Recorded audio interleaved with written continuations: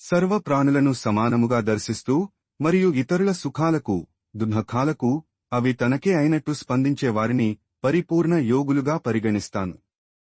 అర్జునుడు పలికెను, ఓ మధుసూదనా, నీవు చెప్పిన ఈ యోగ విధానము ఈ చంచలమైన మనస్సు వలన నాకు ఆచరింపశక్యము కానిది మరియు అసాధ్యమైనది అనిపిస్తున్నది.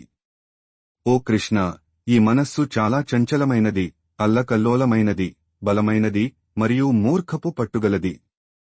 దీనిని నిగ్రహించటం వీచేగాలిని నియంత్రించటం కన్నా ఎక్కువ కష్టంగా అనిపిస్తున్నది. శ్రీకృష్ణ పరమాత్మ ఇలా అన్నాడు, ఓ మహాబాహువులుగల కుంతీపుత్రుడా, నీవు చెప్పింది నిజమే. మనస్సు అనేది నిగ్రహించటానికి నిజముగా చాలా కష్టమైనది. కాని అభ్యాసము మరియు వైరాగ్యములచే దానిని నిగ్రహించవచ్చు. మనస్సు అదుపులో లేనివానికి యోగము కష్టతరమైనది. కాని మనస్సుని నిగ్రహించటం నేర్చుకున్నవారు మరియు సరియైన పద్ధతిలో పరిశ్రమ చేసేవారు యోగములో పరిపూర్ణత సాధించవచ్చు. ఇది నా అభిప్రాయము. అర్జునుడు పలికెను, ఈ మార్గంలో శ్రద్ధతో ప్రయాణం ప్రారంభించి కూడా చంచలమైన మనస్సు కారణంచే తగినంతగా పరిశ్రమించక యోగ లక్ష్యాన్ని ఈ జన్మలో సాధించలేకపోయిన యోగి యొక్క గతి ఏమిటి? యోగ మార్గం నుండి దారి తప్పిపోయిన వ్యక్తి భౌతిక మరియు ఆధ్యాత్మిక విజయాల రెండింటి నుండి భ్రష్టుడైపోడా?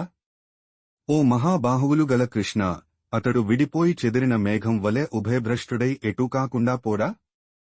ఓ కృష్ణ, నా ఈ సందేహమును పూర్తిగా నివృత్తి చేయుము, మరిక నీకన్నా ఇది చేయగలవారు ఎవరున్నారు? శ్రీ భగవానుడు ఇలా పలికెను, ఓ పార్థా, ఆధ్యాత్మిక పదంలో ఉన్నవాడు ఈ లోకంలో కాని పరలోకంలో కాని చెడిపోడు. ప్రియమిత్రమా, భగవత్ ప్రాప్తి కోసం ప్రయత్నం చేసేవాడు ఎన్నటికీ దుర్గతి పాలుకాడు.